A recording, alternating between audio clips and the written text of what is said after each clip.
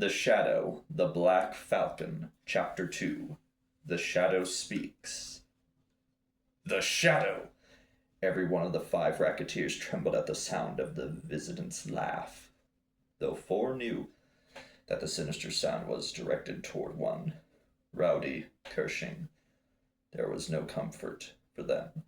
These men were crooks. To them, crime had become a science. Pairs for protection, they had found ways to offset the efforts of the police, but like all denizens of gangland, they held a common fear. They knew that all participants in crime were threatened by a common menace. They knew that a mysterious fighter was ever ready to battle with those who fought the law. They had heard tales of a being clad in black, a lone wolf whom none could balk. They knew that he was called the Shadow. Swift death came for those who sought to thwart the Shadow.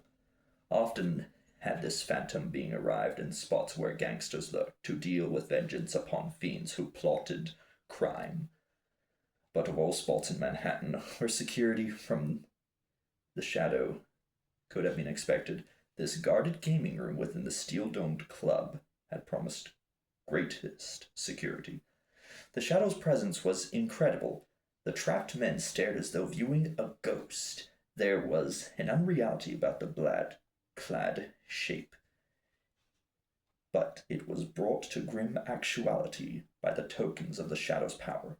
The blazing eyes, the looming automatic, the weirdly whispered laugh. These were signs of the Shadow's wrath. The men who saw and heard were quivering.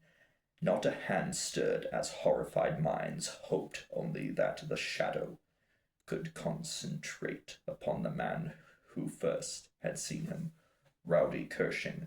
A moment of chilling silence. Then came the Shadow's voice. A sneering whisper formed, words that hissed a terrible threat. Rowdy Cushing. The Shadow's tone seemed to mock the name that they uttered. I have found you with ill-gotten spoils.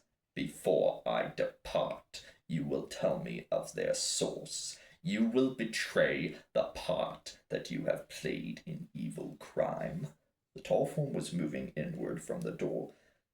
There was weirdness in the Shadow's approach. As his dreaded figure neared the table, the seated men crouched away, but all held their hands above their heads as token of surrender. Rowdy Cushing's face still wore sullen fear. His hands, however, were trembling. The crisp bills crinkled between them. The big shot was cowed. Speak! The Shadow's voice was commanding. Tell me the name of the underling who has served you. Rowdy's lips were rigid. Then, like the big shot's hands, they began to tremble. The menace of the Shadow's automatic seemed imminent. Speak! Came the Shadow's harrowing tone. Terry! Grasped Rowdy Cushing. Terry Brooks. He's the fellow who's working for me, but I'm not in it. The Shadow's laugh came as a chilling interruption. Rowdy Cushing's scarred face showed pallor. You are the go-between, sneered the Shadow. The money is in your hands, is payment for your services. You have purchased men for crime. Rowdy Cushing's protest ended. There was accusation in the Shadow's sinister utterance. The big shot could not meet it. Name the man, came the Shadow's order, who has provided the funds for crime. It was a moment before Rowdy Cushing gained his voice. His words were hoarse, with a plaintive quaver that seemed incongruous with his roughened lips. I don't know. Rowdy was gasping. Don't know who.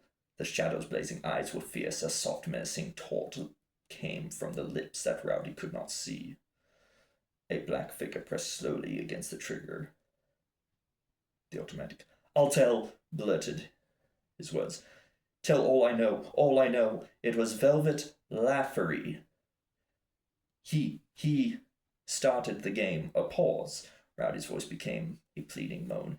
I haven't seen Velvet. The big shot was insistent. He told me I couldn't see him. The dough comes in I get it to pay Terry Rooks. I keep my cut. The racketeer was trembling from head to foot. He knew the menace of the shadow, knew that in betraying others he was confessing his own guilt. That was the explanation of his terror. Rowdy Kershing, here in Gangland's most formidable stronghold, was a big shot no longer. He became a pitiful crook, squealing on others and blabbing his own story while cowering racketeers crouched as listeners. I keep my cut. His voice rose to a tremolo. It isn't my game, though. Honest, it was velvet. It wasn't my game to start. The racketeer's eyes were bulging. His hands were faltering as they clutched the bills. His lips, however, had momentarily lost their quivering. The odd beginning of a smile had come instinctively upon his face. The big shot could keep an unflinching face in a poker game. In this situation, however, he was unable to keep from betraying the fact that luck had come his way. Rowdy's voice had been well timed. His eyes sighted a motion of the door behind the shadow's form, but the lips, with their unwarranted smile, explained the reason for Rowdy's louder words. The shadow, although he could not hear the slight sound behind him, knew that danger lay in the direction toward which Rowdy stared. The black cloak swished. Its whirling folds revealed a crimson lining as the shadow pirouetted toward the door. The barrier had opened. A hard-faced man, gun in hand, was peering into the room. There were others behind him. They had heard the sound of Rowdy Kershing's voice. The man with the gun caught his first view of the room just as the shadow whirled. Responding quickly, a hard-faced fellow thrust his hand forward, with his finger against the revolver trigger. Had the shadow paused a split second, the rescuer could have gained the drop, but the shadow, in his swift about-face, had taken it for granted that the enemy was at the door. The big automatic roared as the shadow's rigid fist stayed with his line of vision. The bullet found his mark. The man at the door sank back. His companions flung themselves away from the doorway. The shadow could have beaten one or more of them, but the shadow had more important game.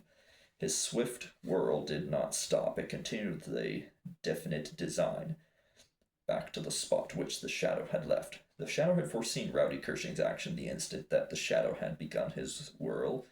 Rowdy had shot his right hand to the table where he grabbed the gleaming revolver which he had taken from his pocket. Rowdy was quick with the weapon. His finger found the trigger as his hand gained the gun. While the shadow's automatic sounded its terrific roar, Rowdy, his eyes gleaming, came up to fire. The big shot's eyes bulged as his finger drew against the trigger. A second roar came from the automatic. With listless finger quivering weakly, Rowdy slumped to the table. His dying gaze caught the glare of the shadow's eyes. The big shot had sealed his own doom. Acting rapidly, he had expected to shoot the shadow in the back. Instead, the completion of the shadow's whirl had ended in the second burst of flame from the deadly automatic. Rowdy's hands, sprawling straight across the table, dropped two objects. One, the revolver, fell with a clatter. The other, the stack of bills, plopped softly. The side that the racketeer had sought to hide was downward.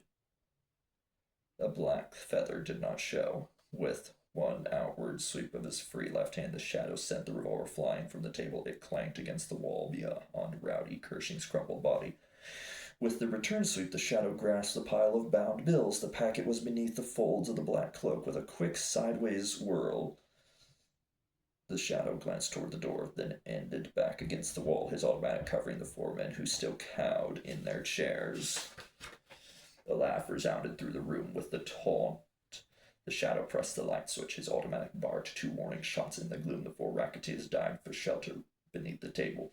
The same swift shots stopped the men outside the game room. They dropped to the walls of the outer room, drawing guns. They were preparing for an attack. Before they could acquire leadership, their opportunity was ended. Out from the gaming room swept the shadow. His arrival was both swift and unexpected. With a long springing leap, he shot from the blackness of the little room. In 3 swift strides gained a spot well clear from the doorway. The patrons of the club had chosen the corners near the gaming room. The shadow whirled as he came from cover was beyond them. Each gloved fist now held an automatic. Both weapons thundered as the shadow with the door to the gaming room at a center began to spread his arms. Screaming men flung themselves prone again to escape the spraying fire. The shadow, as he increased the angle, was taking in every spot along the end walls. As his form moved swiftly, backward toward the outer door. He covered the entire room. Peering men ducked into the bar room. At the steel door, the shadow flung one hand against a switch. With this action, he extinguished the sidelights from the lounging room. Only the slight glow from the bar room remained. The shape of the shadow dimmed against the steel barrier. In his spraying fire, the shadow had used remarkable strategy. Of a dozen men, 3 had tried to shoot in response. The shadow's bullets aimed a few feet above the wall. He clipped these ruffians while they aimed and had dropped them wounded. The others had flung themselves upon the door. They were unscathed, but they had lost the opportunity to deliver a quick response. After the lights went out, they rose to fire at the steel door.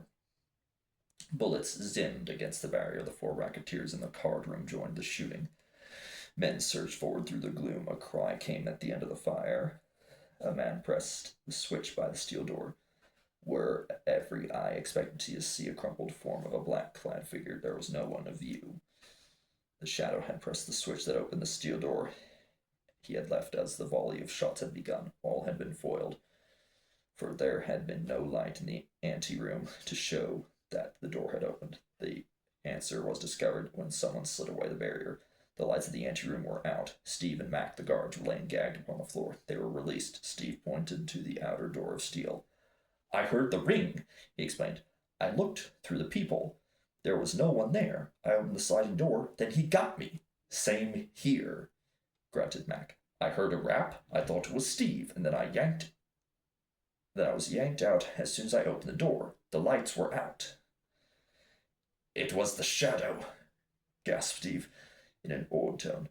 "I seen him, but Mac didn't. He grabbed both of us, and he put the lights out here before he knocked out Mac."